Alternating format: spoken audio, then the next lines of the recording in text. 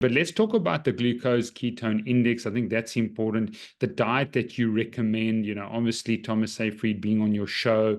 And is it insulin? Is it hyperinsulinemia that's causing problems? Is it a lack of you breaking down fat and producing ketones?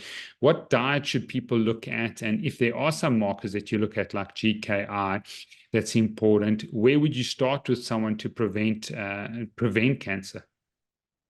Yeah. Well, what Thomas Seyfried will say is that cancer is a metabolic condition and that basically you're using anaerobic glycolysis. So you're not having, functional metabolism. And so the levers that you can pull are getting someone, into ketosis, although what he's found in his research is that you don't necessarily need to do a purely ketogenic diet, because if you think about it, like the Gerson diet. So the Gerson diet, for your listeners who don't know, is like they do tons of juicing, like vegetables and, all this juicing. And then people think it's vegan, but it's actually not, because they do like cod liver oil and other things like that. But it's much more in line with kind of like maybe wise traditions and from, why am I blanking on it? Weston Price. But basically, the idea with the Gerson diet was they're trying to maintain the negative charge across the cell. And he was doing it through like the sodium potassium pump is the mechanism that Gerson thought. But basically, Gerson is a way where people can also cure cancer. But if you look at the Gerson diet, even though it's not quite vegan, it's almost vegan. What's happening there is people who are doing the Gerson diet right are getting their GKI down to 2 or less, basically. And so what Thomas Seyfried has explained is that you don't have to do any specific diet.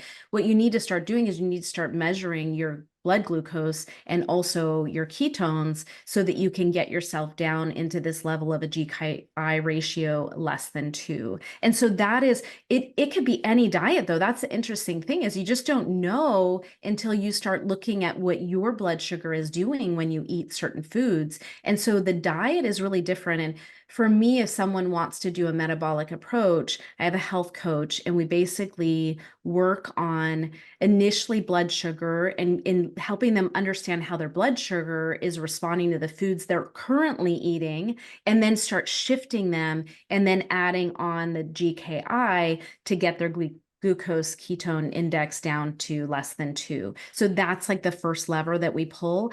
And then doing fasting is the way. Basically, the GKI is going to help us start to get them into better metabolic health. And also it's starving the cancer, because the cancer can only use carbohydrates or sugars, right? So basically you're doing that with the diet. And then when you do the fasting, basically then you're starting to detoxify, and then the body will start preferentially eating, autophagy, eating those cells that are not functioning. Our body is beautiful in that when we fast, it starts to eat the cells that are, and get rid of the cells that are not functioning properly, which absolutely cancer falls into that category. So the combination of lowering the blood, the sugars that are coming in, so you're starving the cancer, and then using fasting for detoxification is a really powerful way to get ahead of cancer. And in Thomas Seyfried's work, they have, people with pancreatic cancer, which pancreatic cancer has a survival of like 10 months, even with, the modern treatments that we have. And he has a guy who's like 9 years out with pancreatic cancer, basically doing this diet and fasting, balance.